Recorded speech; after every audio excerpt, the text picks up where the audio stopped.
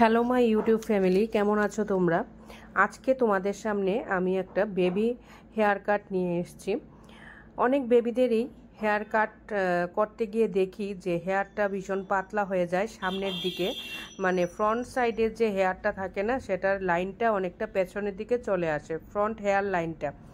কিন্তু এটা একটা কারণেই হয়, যাদের এই রকম বড় চুল রাখে, যে বেবিরা মানে কাটার আগে এই বেবিটার যেই হেয়ারটা ছিল সেই হেয়ারটা ওনার প্যারেন্টস কী করেছেন কি পনিটেল করে রাখতেন। পনিটেল করে অনেক বাচ্চাদেরকে আমি দেখি যে খুব টেনে পনিটেল করে রাখে। খুব টেনে যদি কেউ পনিটেল করে রাখে তাহলে বেবিদের সামনের যে হেয়ার লাইনটা থাকে সেটা আস্তে আস্তে পেছনের দিকে সরতে থাকে এবং হেয়ার ফলও হতে থাকে। তার জন্য আমি বলবো, যেসব বেবিদের পনিটেল করে রাখেন আপনারা, যদি পনিটেল করতেই হয় এত টেনে পনিটেল করবেন না। তা যদি ভীষণভাবে টেনে পনিটেল করেন তাহলে কিন্তু হেয়ারের যে লাইনটা সেটা আস্তে আস্তে পেছনের দিকে চলে যাবে, মানে ফ্রন্ট সাইডের হেয়ার লাইনটার কথা বলছি, এবং অনেক হেয়ার ফলও হবে।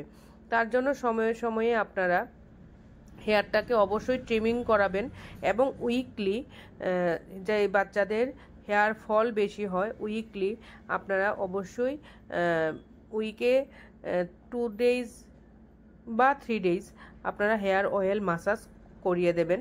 মাসাজ করার 1-2 ঘন্টা পরে হেয়ারে শ্যাম্পু করিয়ে দেবেন, কারণ এই হেয়ারটা নিয়ে যদি বেবিটা খেলতে যায় তখন সেই বেবির হেয়ারে প্রচুর পরিমাণে ধুলাবালি আটকে যাবে, এবং আটকানোর পর কি হবে, সেই ধুলাটা স্ক্যাল্পে আটকে থাকবে এবং আস্তে আস্তে বিভিন্ন ধরনের সমস্যার কিন্তু বেবিটার হতে থাকবে হেয়ারে।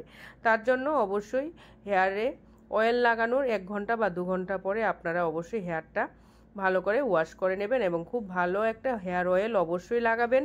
আর যাদের হেয়ার পাতলা, যেসব বেবিদের হেয়ার পাতলা, আমি সাজেস্ট করব যে আপনারা হেয়ারটা ছোট রাখবেন, কারণ বেশি বড় হেয়ার রাখতে গেলে হেয়ারটার যত্ন ভালো হবে না, প্লাস বিভিন্ন ধরনের সমস্যায় আপনাদের পড়তে লাগবে। তার জন্য ছোট চুল রাখলে বাচ্চাটার যত্ন নিজে নিজে চুলটাকে আঁচড়াতেও পারবে এবং চুলে জট পাকিয়ে যাবে না চুলটা, এবং চুলটা খুব ভালো থাকবে। আর সময়ে সময়ে অবশ্যই ট্রিমিং করিয়ে নেবেন। ট্রিমিং যদি না করান তাহলে কিন্তু চুলের আগা ফেটে যাবে, এবং আগা ফেটে 2 আগা বা 3 আগা এরকম কিন্তু বেরিয়ে যায়। সেই আগাটা যেন না ফাটে তার জন্য অবশ্যই ট্রিমিংটা করে নেবেন। আমার এই বেবি হেয়ার কাটটা আপনাদের কাছে কীরকম লাগলো অবশ্যই কমেন্ট সেকশানে জানাবেন। আর যদি ভালো লেগে থাকে এই ধরনের হেয়ার কাট দেখতে অবশ্যই চ্যানেলটাকে সাবস্ক্রাইব করে দেবেন। আপনারা ভালো থাকবেন এবং সুস্থ থাকবেন। নমস্কার।